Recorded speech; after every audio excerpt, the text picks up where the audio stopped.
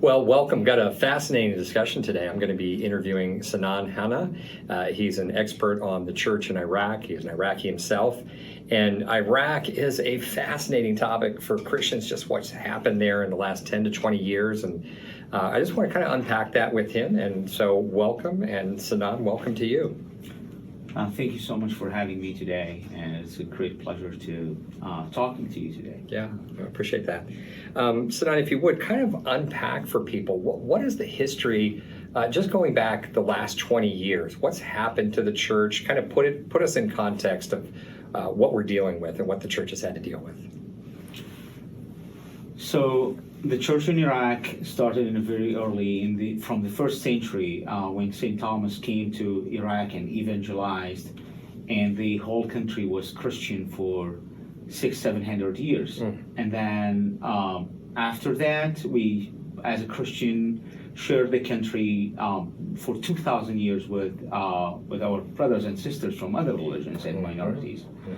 But what happened in the last 20 years, and after the U.S. military came to Iraq and Saddam Hussein regime fall, and then we have a new political system, the law in Iraq and the authorities in Iraq got to adopt a new democratic system, and they were now in full control over the years.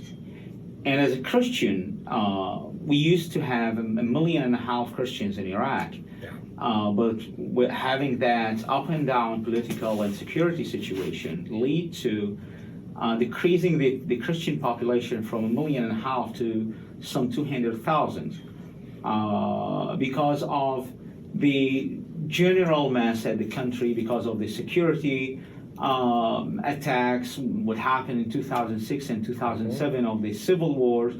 When you are few in number, you are the most impacted people, you are the most impacted groups. So that's why Christian decided first to go to the northern Iraq, which is a safe place to be, and it's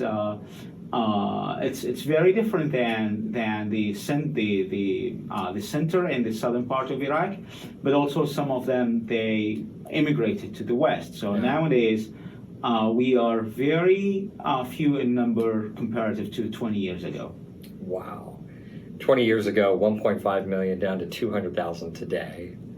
And as you said, so many of the Christians had, they had relations in the West. It was easy for them to emigrate. And so the church is just this last 20 years and this period of extended violence has just decimated the church.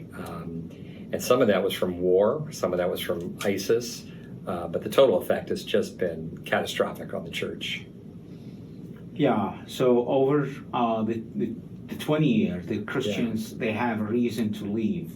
And now the mentality is becoming that unless you have the reason to stay, then by default, you're supposed to leave the country. That's right. And having the fact that Christians are the original people of the land, and then seeing that by default is immigration is the choice, it's really sad to see this decline in churches. I mean, a lot of churches in Baghdad and some churches even in the southern part of Iraq, they had to shut down their doors because they don't have a congregation anymore. Recently, I knew that there was a Chaldean theological college that used to train priests, and also they closed their branch in Baghdad. They're operating the one in the north because there is not a lot of priests who are coming for training. So that's why they closed the doors. And I just want to clarify something you said, and I think I heard it clearly, but it's become part of the mindset that if you're a Christian, what I'm hearing is if you're a Christian, you almost belong overseas. You belong somewhere else. This is not your home. And so many have left because they said, we've not been treated well. This has been, there are a lot of violence done to us. We were not protected. So the current mindset is almost looking forward. It's like, I need to leave. That's where the future is. It's overseas. Is that capturing what you said? So I would say that Christians can survive in a place, whereas a solid law and protection. Yeah. So the rules and the law can protect you, can provide a protection for you, Yeah. for your family, for your children, Yeah. but also can provide a future for your family and children. Yeah.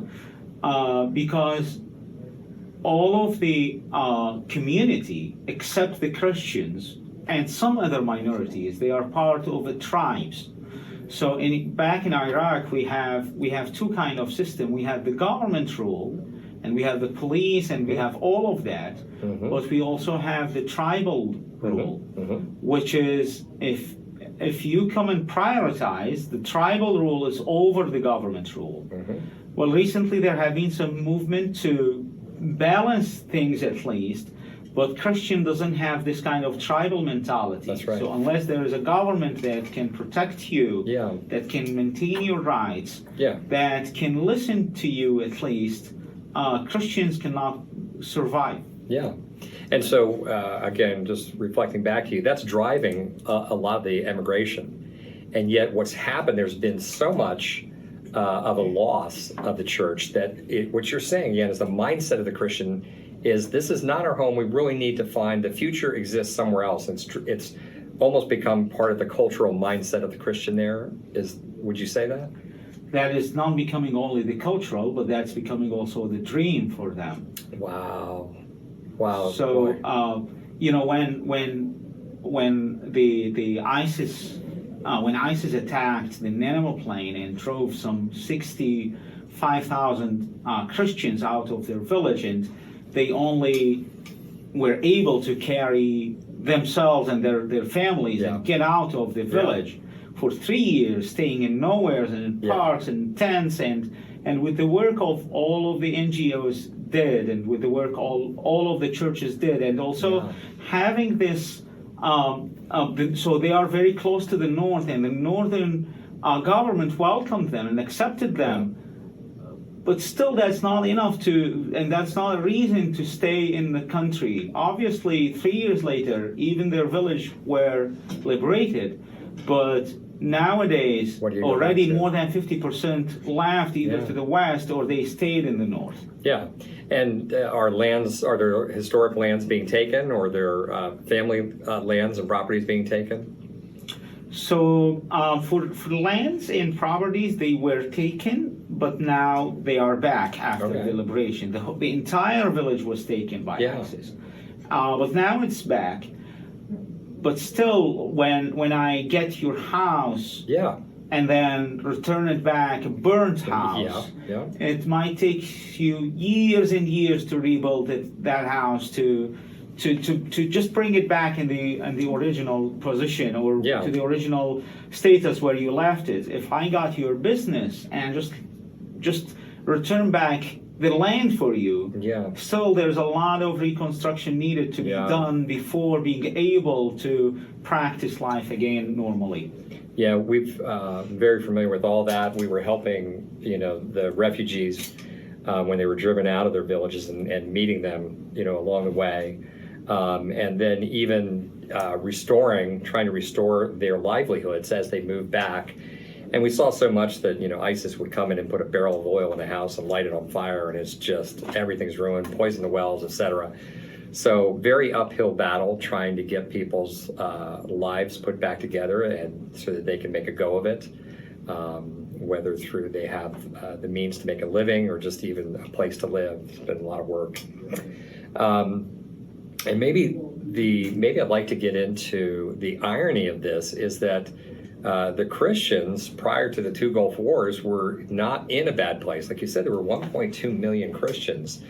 And that's just so ironic for me, because you look back at what we were trying to do and to defeat a dictator originally, and that happened, but it was at great cost. And even now, I mean, my perspective, I'm wondering what you would say is that, that we didn't mean to, but we basically handed the country to Iran. Is that a fair perspective? So I think it's similar to when you want to build a building, it takes you years to do that. But if you want to destroy it, you can blow it up very easily. Very easily, exactly. I think this is what happened to Iraq. We have had a very or a dictator regime, and the economy was so bad under that regime. Yeah. And then all of the Iraqis were hopeful, including Christians, of the first year after liberation in 2003.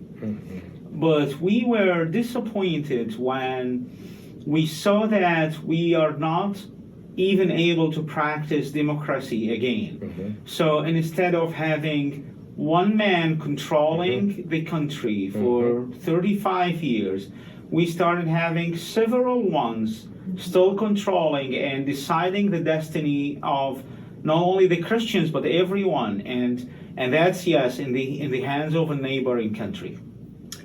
Yeah, and so you've got the Shia, and then you've got the Sunni, and then there was always the three factions or three tribes, and the Christians, and now it just looks like everything's heading south for the Christians. The church keeps declining. And again, another irony for me is I think, I look back at, what ISIS was trying to do and to create an Islamic State and a more pure Islamic State. But the irony for me is that, I think in the end, they drove so many Muslims away from the faith. So many Muslims said, my gosh, if that's the faith, I've got to move out of it. And so many left towards, and they went towards being an agnostic, or even an atheist. And they said, my gosh, my worldview has been destroyed. So it must all be a crock. All religion must be a crock. And so many became atheists. From what I've read and observed over the years, that's been my point of view. What do you see? Well, I think radicalism and extremism is not the best part for religions. I think people who, especially the ones who ISIS attacked their city, at some point I agree with you. I've seen that they are reviewing and testing their beliefs once again, just to make sure that if what they believe in being in action with ISIS, and a lot of them, they are on the researchers till now, or they turn to agnosticism, as you said, and yeah, that's 100% true. Yeah, and then look forward, if you would. What's the future hold for Iraq? Because again, many people have said, look, we used to have one country. Now Iraq is a strange country. It was one of those countries that was formed out of World War I, where it didn't really exist as a cohesive place, as a country prior. And you took three tribes and put them together, and then they said, voila, you're a country. So many people said, look, once you remove the strong dictator, it's clear where things are going to go, and it's going to split along those lines, or at least along the lines of Sunni and Shia. But what do you see? Look forward, and what do you think is going to happen? So we have been through a lot of up and down politics since 2018. One of the things that it's worth mentioning about the politics post 2003, that we had 5 elections, and in every election, the winner is not the one who formed the government. There's always a way around the Constitution on translating it in a way that serves the bigger party. So they translating it is that, okay, not the winner, but the bigger allies, which is they are just cheating and teasing people because you're voting for someone and then he wins the most votes at the parliament, and then just the smaller ones, they make agreement and they make compromising just to come together and form the bigger group, and they are forming the government. In 2019, we had a massive protesting going on in the streets, and I believe that was seen by the international community, and that protesting was responded by violence from the government. As a result, the prime minister resigned, and then we had a temporary government for more than 2 years. And then just recently, we formed a new government. We can see recently that the secular party, they are forming like, I can say 10% of the parliament, and they are doing good, but still they are 10%. You need at least to be more than 50%. on another hand, we can see that the international support for Iran controlling Iraq is getting decreased. But we have seen that even in the past, during the years between 2010 2014. So it may, now is going up, but it may go down. We never know. Yeah.